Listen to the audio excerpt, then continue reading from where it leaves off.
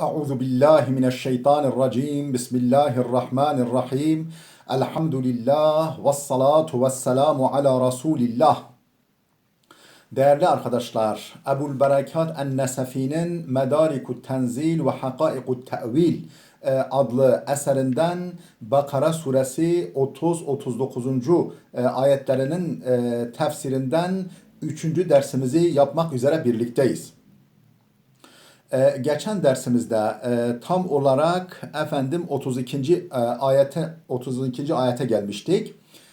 Cenab-ı Hak meleklere ben yeryüzünde bir halife yaratacağım diye söylemişti. Melekler de biz seni hamdle yani öve öve methu sena ede tenzih ederken, takdis ederken sen yeryüzünde fesat çıkaracak, kan dökecek birini mi yaratacaksın diye görüşlerini belirtmişlerdi. Cenab-ı Hak Adem'in en önemli meziyetinin ilim olduğunu, ilimle yeryüzünü ıslah edeceğini, üfleyeceğini adeta belirtmek için, işaret etmek için ona mahlukatın isimlerini öğretmişti. Meleklere haydi bakalım siz doğru söylüyorsanız, sözünüzde samimiyseniz bu isimleri, bu varlıkların isimlerini siz söyleyin diye sunmuştu. Onlar da bakınız nasıl cevap veriyorlar Cenab-ı Hakk'a. Yani bugün tefsirini okuyacağımız ayetin şimdi mealini veriyoruz. Estaizu billah. قالوا سبحانك لا علم لنا إلا ما علمتنا إنك أنت العليم الحكيم. Melekler dediler ki Subhaneke sen her türlü kusurdan münezzehsin, hikmetsiz iş yapmaktan alisin, paksin, yücesin. La ilme lena bizim hiçbir bilgimiz yoktur. İlla ma allamtena bize öğrettiğinden başka hiçbir bilgimiz yoktur. İnneke entel alimul hakim hiç kuşkusuz her şeyi bilen, sonsuz hüküm ve hikmet sahibi olan sensin diye cevap vermişlerdi. Buradan itibaren tefsirini okuyalım. Kalu subhaneke. Melekler subhaneke dediler. Ne demek? Tenzihen leke. Yani paklik sanadır. Münezzehlik sana aittir. Sen münezzehsin, sen paksın. En yahfa aleyke şeyun herhangi bir şeyin sana gizli kalmasından sen son derece münezzehsin, pak ve temizsin.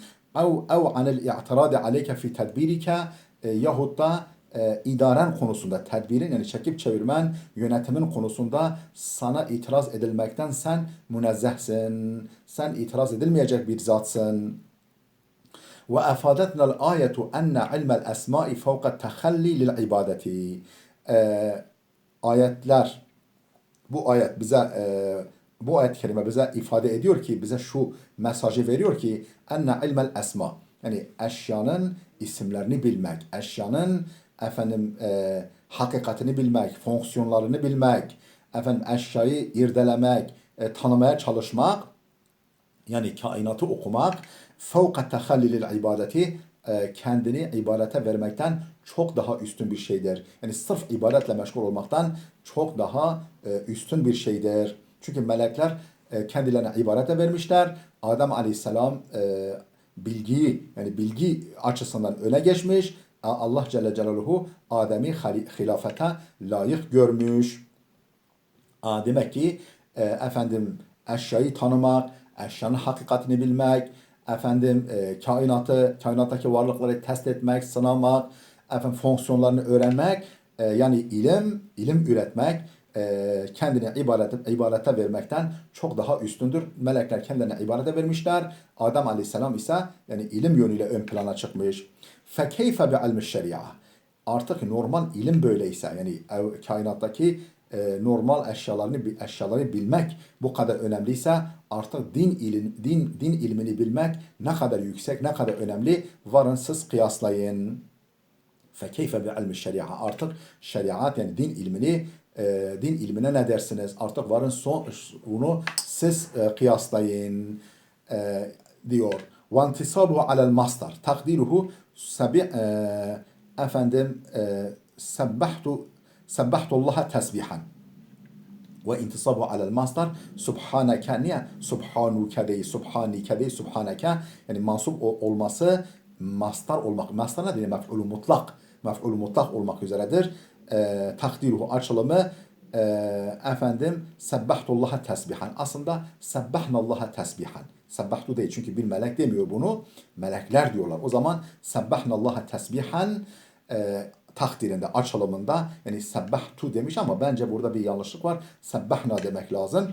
Melekler sebbahnallaha tesbihan, biz gerçekten Allah'ı gerçekten tenzih ettik. Oradaki subhaneke tesbihan anlamında mef'ulü mutlaktır. Mastar dediği mef'ulü mutlaktır. Mef'ulü mutlak olduğu için mansuptur. Mef'ulü mutlak mef'ulü bir çeşididir. Dolayısıyla mansuptur. La ilme lena illa ma allamtena. Hiçbir bilgimiz yoktur senin bize öğrettiklerinden başka. Ve leyse fihi ilmul esmai. Ve leyse fihi ilmul esma. Yani bu bize öğrettiklerinin arasında isimleri bilmek yoktur. Yoktur. O olmayınca biz de bilemedik ya Rabbi. Senin bize öğrettiklerinden başka bir bilgimiz yok. Sen bunu bize öğretmediğine göre o konuda bilgimiz olamaz. Ve ma bir mana ellezî. Yani la ilme lena illa ma allamtena. Oradaki ma ellezî manasındadır. La ilme lena bizim hiçbir bilgimiz yoktur. İlla ellezî allamtena. Bize öğrettiğinden başka. Vel ilmu bir mana'l ma'lum. Yani buradaki la ilme lena bizim hiçbir ilmimiz yoktur derken hiçbir bildiğimiz bir şey yoktur anlamında. Yani ilim ma'lum anlamında burada. Yani ilim mastardır ama ismi mef'ul anlamındadır. Bizim hiçbir malumatımız yok. Bak malumatımız yok demek istiyoruz. Malumat zaten ismi mef'uldür. İlim ma'lum manasındadır. La ma'lume lena illellezî allamtena. Yani bize öğrettiğin hususlardan başka hiçbir malumatımız yok. Diyorlar melekler. İnneke entel alimu, hiç kuşkusuz hakkıyla bilen, tam olarak bilen ancak sadece ve sadece sensin, sen başkası değil. Entel alimu gayrul muallemi. Gayrul muallemi yani bilensin ama birisinin sana öğretmesiyle değil. Gayrul muallem. Muallemelik. Birisinin öğrettiği, birisinin hocalık ettiği değil, bilensin. Zaten sen kendin bilensin. El hakimu fima kadayte ve kadderta. Takdir ettiğin ve hükmettiğin her konuda hakimsin. Yani hikmetlisin, abes iş yapmazsın, fuzuli işte bulunmazsın. Fima kadayte, kadayt yani hükmettiğin ve kadderta takdir ettiğin, ölçtüğün, biçtiğin, varsaydı yani takdir ettiğin, olmasını belirlediğin her konuda hikmet sahibisin. Vel kafu ismu inna ve ente mubteda'un ve ma ba'dahu haberuhu. Vel cümletu haberu inna. Şimdi vel kafu ismu inna. İnneke. İnne hurufu muşabbehun bil fi'l. Yani fiile benzeyen edatlardandır. Ne isterdi bu? İsim ve haber ister. İsim ve haber ister. İsim cümlesinin başına gelir. Mubtedayı kendine isim edinir. Haberi haber olarak bırakır. Mubtedayı nasb yapar. Haberi raf bırakır. Yani ameli bu. İnneke. Oradaki ke zamiri innenin ismidir. Ente haberidir. İnneke ente ente diyor mubtedadır ekstradan. Yani inne hurufu muşabbehun bil fi'ldir. Fiile benzeyen edattır. Ke onun ismidir. Ente yeni bir mubtedadır. El alimu entenin haberidir. Entel alimu cümle olarak mubtada haber cümle olarak innenin haberidir. Böyle diyor. Vel kafu ismu inne ve ente mubteda'un mubtedadır ve ma ba'dahu haberuhu el alimu onun haberidir vel cümletu haberu inna. Cümle olarak innenin haberidir. Tabi el alimul hakimu ikisi beraber entenin haberidir. Entel alimul hakim cümlesi innenin haberidir. Bu birinci yorum. Birinci yorum geçti. Şimdi başka bir yorum daha. Ente faslun yani inne hurufu muşabbehun bil fi'ldir. Ke onun ismidir. Ente zamiri fasıldır. Yani ara zamiridir. Vurgu için getirilmiş ara zamirdir. İ'rab'tan mahalli yoktur. El alimul hakim innenin haberidir. Bu başka bir yorum. Vel haberu el alimu vel hakim el alimu vel hakimu haberun thanen. El hakim de ikinci haberdir. 33. ayet. Kâle ya Ademu enbi'hum bi esmaihim. Allah buyurdu ki ey Adem bu musemmaların, bu işte sana isimlerini öğrettiğim varlıkların isimlerini meleklere haber ver. Felemma enbe'hum bi esmaihim.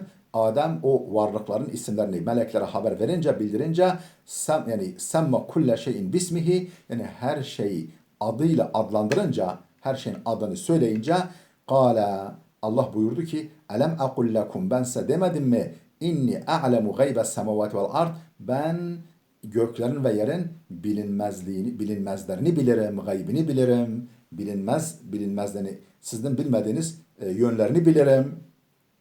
Ey a'lemu ma gâbe fîhima ankum. Fîhima ne fis semavati vel ard. Göklerde ve yerde sizden gaib, sizden gizli kalan, gizli olan hususları ben bilirim. Mimma kâne ve mimma yakunu. Yani mimma kâne geçmişte olmuş bitmiş olsun, gelecekte olacaklar olsun. Efendim göklerin ve yerin sizce bilinmeyenlerini ben bilirim. Ve a'lemu, ben yine bilirim, ma tubduna ma tuzhiruna, yani izhar ettiğinizi, açığa vurduğunuzu da bilirim. Ve ma kuntum tektumuna, ve gizlemiş olduğunuzu, içinizden tutmuş olduğunuzu da bilirim. Yani tusirruna, sakladığınızı, içinizde tuttuğunuzu da ben bilirim. Yani burada acizane benim anladığım kadarıyla Cenab-ı Hak efendim melekleri şöyle bir elekten geçirerek silkeleye efendim iblisi deşifre etmek istiyor. Aralarında bulunan iblisi ortaya çıkarmak istiyor. Yani efendim içinizde neler saklıyorsunuz ben biliyorum. O yani içlerinde iblis de var ya. Aralarında iblis var. Bu Kur'an kafasına kuran iblis. 34. ayet. Ve iz kulna lil melaiketi iscudu li Adem'e. Tabi Adem yaratıldı. Ondan sonra Allah isimleri öğretti ona. Efendim ona anlatılıyor. Adem'in yaratılışı tabi söylemiyor. Yani o zaten belli. Yani bağlamdan anlaşılıyor. Ve iz kulna lil melaiketi iscudu li Adem'e. Hani biz meleklere Adem'e secde edin demiştik. Biz meleklere Adem'e secde edin demiştik. Ey ihda'u lehu ve akirru bil fadli lehu. Yani ihda'u lehu, ona boyun eğin, ona itaat edin, ve akirru bil fadli lehu, ve faziletin ona ait olduğunu, üstünlüğün ona ait olduğunu kabul eden, ikrar eden, artık yani sizden üstün, meleklerden üstün olduğunu, yani ey melekler sizden üstün olduğunu, afdaliyetin ona ait olduğunu siz ikrar eden, melekler Adem'e secde edin, bu demek. An Ubey ibn Ka'b ve an İbn Abbas radıyallahu anhuma. Ubey ibn Ka'b ve İbn Abbas'tan nakledildiğine göre kana zalike inhinaen ve lem yekun hururan ala zakni. Ve kana zalike, yani bu secde inhinaen, yani efendim bel bükme, efendim boyun bükme anlamında, inhinen eğilme anlamındadır. Ve lem yekun hururan ala zakni, yoksa çene üstüne yere kapaklanmak değildir. Bizim bildiğimiz secde anlamında değil. Yani çeneyi, yani krallara karşı yapılan secdeyi eski dönemlerde, o secde değil, yani böyle bel bükün, gerdan kırın anlamında, yani itaatınızı bu şekilde, yani karşısında eğilin demektir. Yoksa hani önünüze eğilerim falan derler ya bazıları. Yani saygı gösteren anlamındadır. Kana zalike inhinaen, bu bir yani eğilmeydi. Ve lem yekun es-sucudu tahiyyeten li Adem. Ve lem yekun hururan ala zakni, efendim yoksa çene üstüne veya alın üstüne yere kapaklanmak değildi. Vel cumhuru ala ennel ma'mura bihi vad'ul veci alel ard. Yani bu iki alimden böyle nakledilmiş olsa da cumhuru mufassirin büyük çoğunluğu ne görüştedir? Ala ennel ma'mura bih, Allah'ın meleklere emrettiği hususun vad'ul veci alel ard, yani yüzün yere konmasıdır. Yani bizim bildiğimiz normal secdedir. Secde olduğu görüşündedir. Ve kâne sucudu tahiyyeten li Adem'e. Bu secde Adem'i bir selamlamaydı, bir tahiyyeydi, bir selamlamaydı. Fıssahih. Sahih görüşe göre böyleydi. İz lev kâne lillahi teâlâ, şayet Allah'a olsaydı o secde, Allah'a olsaydı, hani mesela Adem, işte kimi diyor ki Adem kıbleydi, yani Adem'e secde, Allah'a secde idi. Eğer diyor böyle olsaydı, lemem tena'a anhu iblisu. İblis bundan imtina etmezdi. İblis bu secdeden kaçınmazdı. İblis Adem'e secde etmekten imtina etmez, kaçınmazdı. Ve kâne sucudu tahiyyeti caizen fîmâ madâ. Peki bu caiz mi? Efendim yani birine secde etmek caiz mi? Efendim diyor geçmişte tahiyye secdesi, yani selamlama secdesi, bu şekilde alnı yere koyarak selamlama secdesi caiz idi diyor eskiden. ثُمَّ نُسِخَ بِقَوْلِهِ لِسَلْمَانَ حِينَ أَرَادَ أَنْ يَسْجُدَ لَهُ ثُمَّ نُسِخَ. Sonra nesk edildi bu yürürlükten kalktı. Bi kavlihi sallallahu aleyhi ve sellem li Selman, Selman-ı Farisi'ye Hazreti Peygamber'in şöyle demesiyle nesh edildi. Yani yürürlükten kaldırıldı. Hine arada en yescude lehu, Selman-ı Farisi Peygamberimizle tanıştıktan sonra, onun peygamberliğini anladıktan sonra bırak sana secde edeyim ya Resulallah demesi karşısında şöyle buyurdu Peygamber: La yenbaghi li mahluqin en yescude li ahadin illallah Teala. La yenbaghi li mahluqin, hiçbir mahluka yaraşmaz, hiçbir kula yaraşmaz. En yescude li ahadin, herhangi bir başkasına secde etmesi yaraşmaz. İlla lillahi Teala, ancak Allah-u Teala'ya secde etmesi yaraşır. Kul kula secde etmez. Fesecedu illa iblise. Hepsi, bütün melekler secde ettiler. İlla iblise, iblis hariç.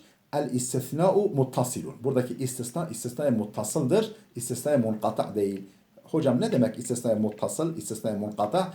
İstisna muttasıl yani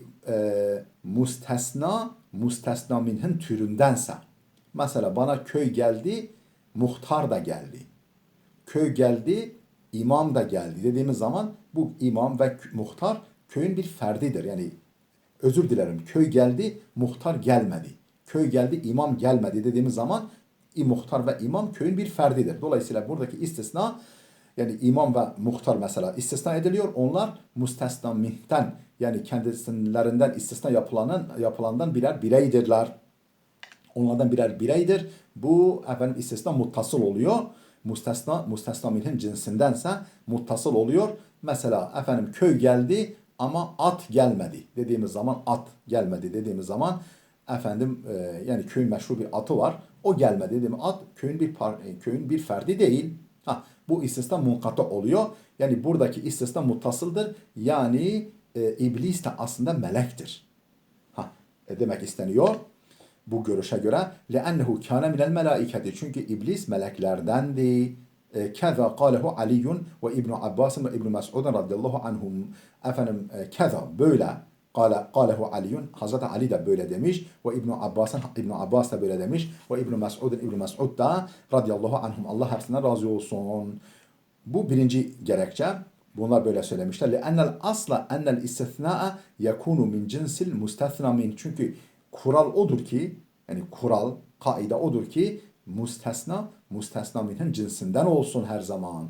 Yani köy geldi, at gelmedi. Bu nadir bir kullanımdır. Yani genelde köy geldi, köylüler hepsi geldiler. İşte imam gelmedi, muhtar gelmedi, Ahmet gelmedi, Mehmet gelmedi. Yani istisnanın muttasıl olması kuraldır. Munkata olması, yani diğer türlü olması istisnadır. Dolayısıyla bu kural dururken neden istisna yoluna gidelim? وَلِأَنَّ الْأَصْلَ أَنَّ الْاِسْتِثْنَاءَ يَكُونُ مِنْ جِنْسِ الْمُسْتَثْنَى مِنْهِ, yani kural odur ki istisnanın müstesna minhin cinsinden olması. وَلِهَذَا قَالَ, bunun için Allah şöyle buyurmuş: قَالَ مَا مَنَعَكَ أَلَّا تَسْجُدَ اِذْ أَمَرْتُكَ. Ya iblis, ben sana emretmişken seni secde etmekten men eden neydi? Ben sana emret. Bakınız, meleklere secde edin diyor. Dolayısıyla iblis de onlara dahildir. O da melektir ki ben sana secde etmeyi emretmişken secde etmekten seni men eden neydi? Niye sen secde etmedin? Yani bunun için böyle El-A'raf suresi 12. ayet ve kavlihi kana minel cin ve kavluhu kana minel cin. Peki Kehf suresi 50. ayette diyor ki Cenab-ı Hak kana minel cin fefesaka an emri rabbi. Yani iblis cinlerdendi. Rabbinin emrinin dışına çıktı. Peki buna ne diyeceğiz? Ma'nahu sara minel cin. Yani cinlerden olduğu melekti. Cinlere dönüştü. Yani yine görünmez bir varlık halinde varlığını sürdürdü. Kekavlihi, peki var mı bunun bir örneği, kullanımı? Fekâne minel muğrakîn. Yani boğulanlardan olduğu. Yani Nuh Aleyhisselam'ın oğlu hakkında boğulanlardan olduğu. Yani yoksa boğulanlardan değil, boğulanlardan olduğu. O onlara dönüştü. Onların arasına katıldı.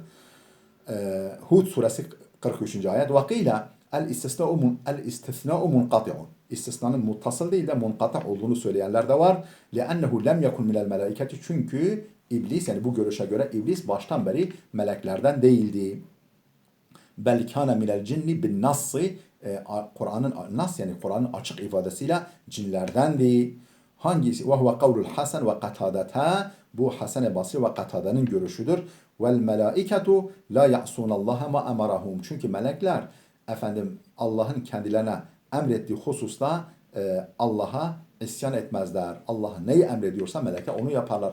İblis secde etmediğine göre demek ki meleklerden, baştan beri meleklerden değildi. Onlar arasında aslında cinni bir varlık. Cindi. Onlar arasında yer alıyordu. لأنه لم يكن من الماء بل كان من الجن بالنص يعني بصريح القرآن Kur'an'ın sarih ifadesiyle ve huve kavlul Hasan ve Katadata bu Hasan-ı Basri ve Katada'nın görüşüdür. Ve li'ennehu hulika min nar. Peki nereden biliyoruz meleklerden değildi? Cinlerdendi. Çünkü ateşten yaratılmış. Hani itiraz ederken sen beni ya Rabbi ateşten yarattın. Sen onu topraktan yarattın. Ben ondan üstünüm. Demesi. Çünkü melekler nurdan yaratılmış. Şeytan ateşten yaratılmış. Dolayısıyla melek değil. Ve le'ennehu hulika min nar yani ikinci bir gerekçe iblisin ateşten yaratılmış olması. Vel melaiketu huliku minen nur. Melekler ise nurdan yaratılmışlardır. Bu ikinci gerekçe. Üçüncü gerekçe ve le'ennehu eba ve asa ve istekbara o imtina etti, direndi, isyan etti Allah'a ve istekbara kendini büyük gördü, büyüklendi. Vel melaiketu la ya'sunallaha ma emarahum. Melekler ise kendilerine Allah'ın emrettiğine isyan etmezler. Ve la yestekbiruna an ibadetihi. Allah'a kulluk etmekten kendilerini üstün görmezler. Kendilerini yani bu konuda kibirlenmezler. Allah'a kulluk etmekte kibirlenmezler. Bir başka gerekçe ve li'ennehu kal yine Allah Teala şöyle buyurmuş. Dolayısıyla biliyoruz ki bu iblis cinlerdendi, meleklerden değildi. Efetettehizunehu ve zurriyetehu evliya min duni. Yoksa onu yani iblisi ve onun zürriyetini beni bırakıp da dost mu ediniyorsunuz? Dost mu ediniyorsun? Allah buyuruyor ki insanlara efetettehizunehu yoksa onu ediniyor musunuz ve zürriyetini evliya dostlar mı ediniyorsunuz min duni benim dışımda beni bırakıp da Kehf suresi 50. ayet bakınız meleklerin zürriyeti olmaz. Melekler türemezler ama iblis türüyor. Demek ki cindir o. Ve la neselil melaiketi meleklerde tenasül yani zürriyetle çoğalma yoktur. Bu da gösteriyor ki dördüncü bir argüman iblis cinlerdendi, meleklerden değildi. Ve anil cahiz denilen mu'tazili bir alimden şöyle bir görüş gelmiş. Ennel cinne vel melaikete cinsun vahidun. Cinler de melekler de aynı cinstir. Femen tahura minhum fehuve melekun. Temiz kalanlar, temiz olanlar melektir. Ve men habusa fehuve şeytanun. Habis olan, pis olan, yani kötü olan, yani dalalete sapan, kafir olan şeytandır. Yani orada ayrışıyorlar. Yani aslında görünmez varlıktır. Cinler de görünmez varlıktır. Bu anlamda ortaktırlar. Melekler de görünmez varlıklardır. Zaten cin görünmez varlık demektir yani. Ve men kana beyne fehuve cinnun. Yani ortada olan yani kimisi iyi, kimisi kötü olan ise cin oluyor. Yani iyi kalan, temiz, pak olan melekler oluyor. Habis olan, inkara sapan, kafir olan şeytan oluyor. Ortada yer alan ise cin oluyor diyor. Cahiz. Yani pek de bir şey yok. Bir delili yok. Öylesine kendince güzel bir yorum yapmış ama yani bir delilden yoksun benim gördüğüm kadarıyla. Eba yani şeytan imtina etti, direndi, secde etmedi. İmtena'a mimma umira bihi kendisine emredilenden imtina etti. Kendisine emredileni yapmadı. Vestekbara kendi büyük sandı, kendi bir şey sandı. Tekebbera anhu. Yani bu emredilene karşı kendini yani ben bunu yapmayacak kadar büyük bir adamım. Ben nasıl secde ederim iblise dedi. Tekebbera anhu amma umira bihi. Yani kendisine emredilenden kendini daha büyük gördü. Ve kâne minel kafirin. Kafirlerden oldu. Veya zaten kafirlerden idi. İki manada var. Ve sâre minel kafirine bi ibaihi. Bu imtinasıyla, bu ayak diretmesiyle Allah'ın emrini reddetmesiyle kafirlere dönüştü. Kafir olmaya dönüştü. Ve istikbarihi ve reddihi el emra. imtina etmesiyle, kendini büyük görmesiyle ve Allah'ın emrini reddetmesiyle kafirlere dönüştü. Kafir oldu. La bi terkil ameli bil emri. Yoksa efendim emirle amel etmeyi terk ettiğinden dolayı değil. Yani Allah'ın emrini yerine getirmeyi terk ettiğinden değil. Yani direnç gösteriyor. Büyükleniyor ve Allah'ın emrini reddediyor. Yani bakın emri yapmamak başkadır, emri reddetmek başkadır. Emri reddetmek, ben bunu reddediyorum, ben namazı haşa reddediyorum, orucu reddediyorum dese bir adam kafir olur. Ve ben kim, namaz kılan kim? Yani ben alnımı nasıl secdeye koyarım falan demek adamı kafir eder. Bu konuda ben bundan çok daha yüce bir adamım, bir kimseyim falan dese adam kafir olur. Ama yani, emirle amel etmeyi terk etmek, yani Allah emretmiş tembelliğinden veya gevşekliğinden dolayı kılmıyor, yapmıyor. Bu adamı kafir etmez. لأن terk sucudi la yuhricu min imanı. Çünkü secdeyi terk etmek imandan çıkarmaz. Salt terk etmek imandan çıkarmaz. Ve la yekunu kufran inde ehli sünnet. Ehli sünnete göre küfür de olmaz, kafirlik de olmaz. Adama yani secde etmeyi terk etmek. Hilafen el mu'tezileti vel havaric. Mu'tezililer ve haricilerin hilafına. Onlar diyorlar ki ibadeti yapmamak adamı kafir eder. Yani kebairi işlemek, tabi farzları yapmamak o da kebairdendir. Kebairi işlemek adamı kafir eder. Yani imandan çıkarır. İşte orada menzile beynel menzileteyn, uzun hikaye. İmandan çıkarır adamı. Ev kâne minel kafirine fi ilmillah. Yani kâne minel kafirin. Oradaki kâne ya sara manasındadır. Kafirlerden oldu demek. Veyahut da zaten kafirlerdendi. Zaten öyleydi. Peki nerede Allah'ın ilmiyetinde? Kâne minel kafirin. O zaten geçmişten beri kafirdi.